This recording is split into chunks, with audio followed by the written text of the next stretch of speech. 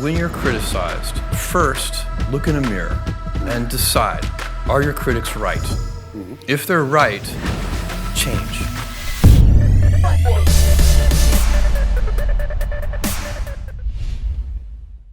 Today, Amazon is employing 566,000 people. You're probably the biggest job creator of recent times. At the same time, you're aggressively criticized by unions and by media for paying low wages, for inappropriate working conditions. How do you deal with these accusations? Well, first of all, when any criticism, my approach to criticism and what I teach and preach inside Amazon is, when you're criticized, first look in a mirror and decide, are your critics right? If they're right, change. Don't resist. Right? No, but not in this case. But we've had critics be right before, and we've changed. We have made mistakes, and I can go through a long list. Probably one of the early most painful ones. It's so stupid. It's hard to believe how we ever did it. But early on with the Kindle, maybe the first year of the Kindle or the second year of the Kindle, we had accidentally, illegally sold or given away, I guess, copies of the famous novel 1984 because it had a complicated copyright history. It was in copyright in the US and not in the UK or something strange like this. So it was in the public domain, but only in certain geographies. And we had screwed that up.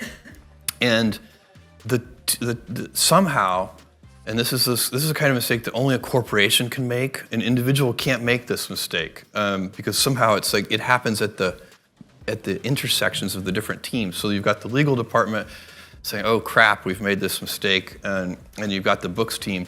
Anyway, the answer that the company came up with was to, without any notice or warning, just electronically go into everybody's Kindle who had downloaded that book and just disappear it.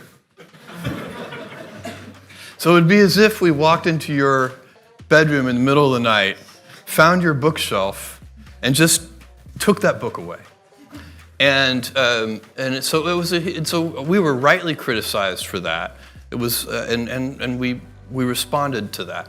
On the issue of working conditions, I'm very proud of our working conditions, and I'm very proud of the wages that we pay. You know, in Germany we employ 16,000 people. We pay at the high end of the range for any comparable work. So is it a union fight because benefits. the union want to make sure that you are unionized, or what is the real substance of the conflict? It's a good question. And this is in my longer version of how to deal with critics, because there are two kinds of critics. There are well-meaning critics who, they're worried it's not going to work, but they do want it to work. And so it could be, I can give you an example, customer reviews would be one of those. When we first did customer reviews 20 years ago, some book publishers were not happy about it because some of them are negative. And so it was very controversial practice at that time, but we thought it was right, and so we stuck to our guns and had a deep keel on that and didn't change. But there's a second kind of critic, which is the self-interested critic, and they come in all shapes and sizes. You know, so they can be any kind of institution, competitors, of course. And so when you are doing something in a new way, and if customers embrace the new way, what's going to happen is incumbents who are practicing the older way are not going to like you. And they're going to be self-interested critics. And so you do need, as you're looking yourself in the mirror, to try and tease those two things apart. You know, in our view, you know, we have workers' councils, of course, and we have very good communications with our employees. So we don't believe that we need a union to be an intermediary between us and our employees. But of course, at the end of the day, it's always the employee's choice, and that's how it should be. So but for sure, we would be very naive to believe that we're not going to be criticized. I mean, that's just part of the terrain. You have to accept that. One thing I tell people is, if you're going to do anything new or innovative, you have to be willing to be misunderstood. If you cannot if you can't afford to be misunderstood, then for goodness sake, don't do anything new or innovative. Maggie Thatcher said leadership is not to be pleased by the moment. Perfect. But your most prominent critic at the moment is the President of the United States. People are even saying that he may be willing to prepare initiatives to break up Amazon because it's too big, it's too successful, it's too dominant in too many sectors, or for very other reasons. First of all, is this scenario of a breakup something that you take seriously, or you think it's just a fantasy? For me, again, this is one of those things where, I focus on and ask our teams to focus on what we can control. And I expect, whether it's the current U.S. administration or any other government agency anywhere in the world, Amazon is now a large corporation, and I expect us to be scrutinized. We should be scrutinized. I think all large institutions should be scrutinized and examined. It's reasonable. And what's one thing to note about us is that we have gotten big in absolute terms only very recently. So we've always been growing fast in percentage terms. But in 2010, just 8 years ago, we had 30,000 employees. So in the last 8 years, we've gone from 30,000 employees to 560,000 employees. So for us, it's kind of, in my mind, I'm still delivering the packages to the post office myself. You see what I'm saying? I still have all the memories of, hoping that one day we could afford a forklift. And so obviously that's my intellectual brain knows that's just not the case anymore. We have 560,000 employees all over the world. And I know we should be scrutinized, and I think it's true. Big government institutions should be scrutinized, big nonprofit institutions should be scrutinized, big universities should be scrutinized. It just makes sense. And that's, by the way, why the work that the Washington Post and the other great newspapers around the world do is so important, because they're often the ones doing that initial scrutiny even before the government agencies do. At the Bush Center, we focus on leadership. And I know that you're also a voracious reader. And you're fond of a book by Nassim Taleb called The Black Swan. Yeah, sure. And it's about human tendencies to reduce things to anecdotal stories, and to shield us from sort of the randomness of the way things actually happen. Building narratives. Yeah. And how we humans can create a narrative around anything. To connect any sequence of facts, we can create a narrative. So how do you infect that throughout the whole organization when you have that many layers? Well, I think that, what I would say about that, and it's really a little different from the way that Black Swan talks about anecdotes, the way you're talking about, but I'm actually a big fan of anecdotes in business, not building a narrative structure around them necessarily, but I still have an email address that customers can write to. I see most of those emails, and I don't answer very many of them anymore, but I see them. And I forward them, some of them, the ones that catch my curiosity, I forward them to the executives in charge of that area with a question mark. And that question mark is just a shorthand for, can you look into this? Why is this happening? What's going on?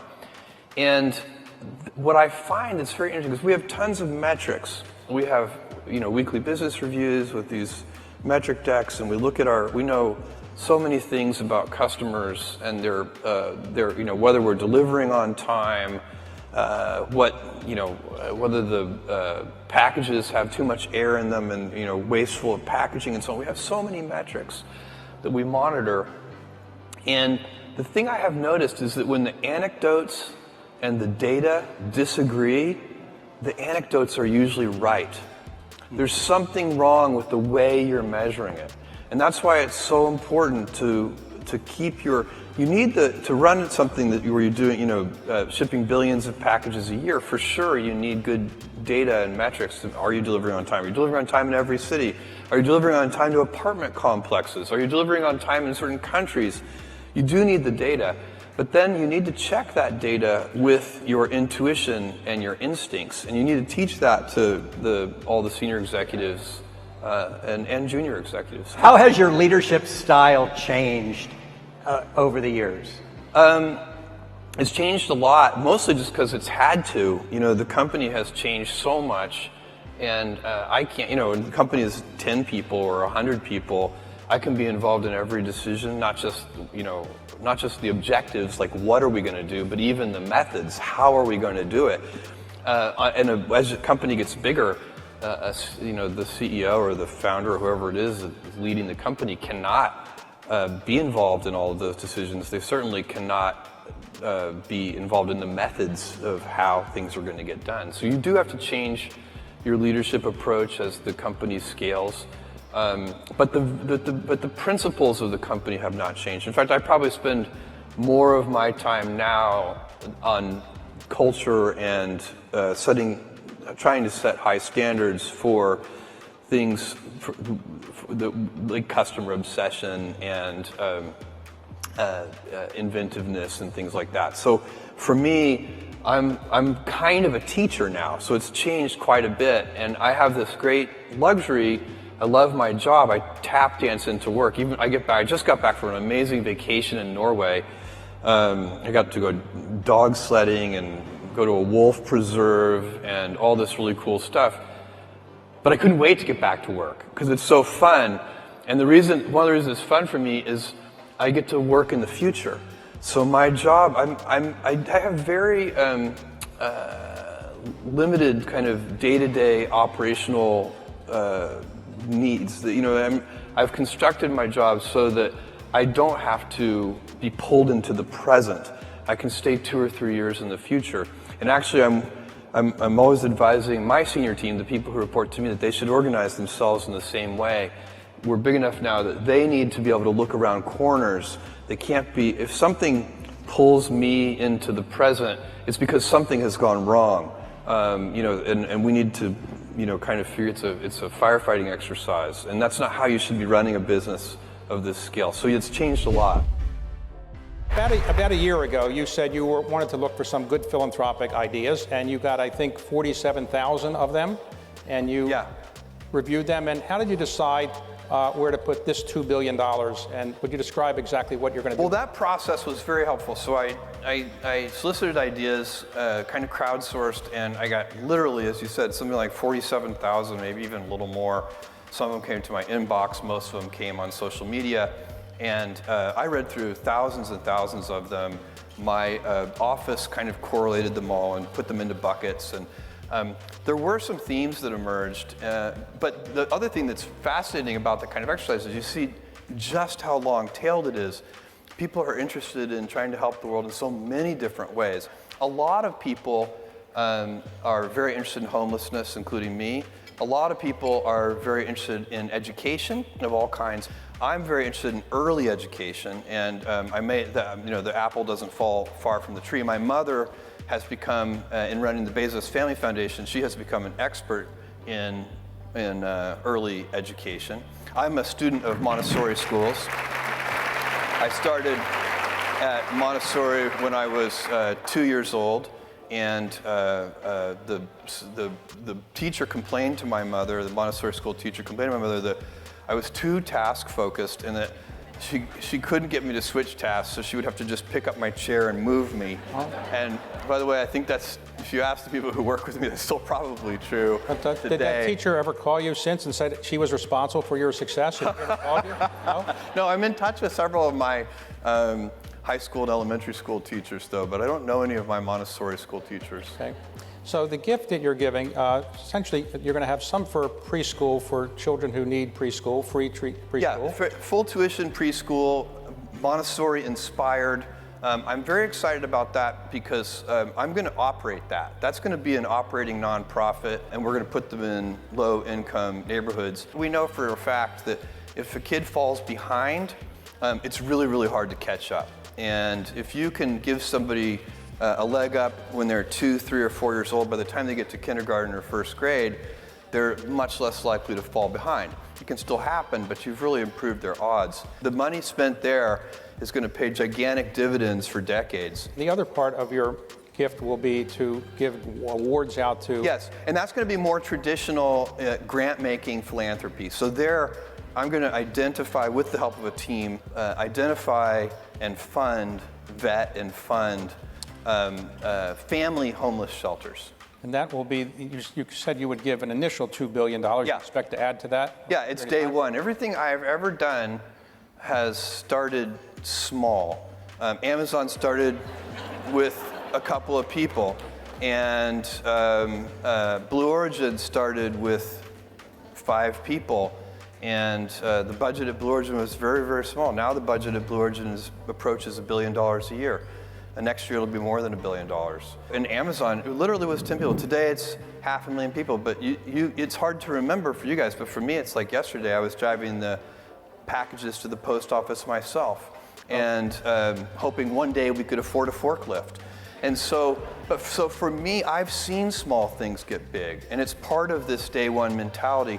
I like treating things as if they're small. You know, Amazon, even though it is a large company, I wanted to have the heart and spirit of a small one.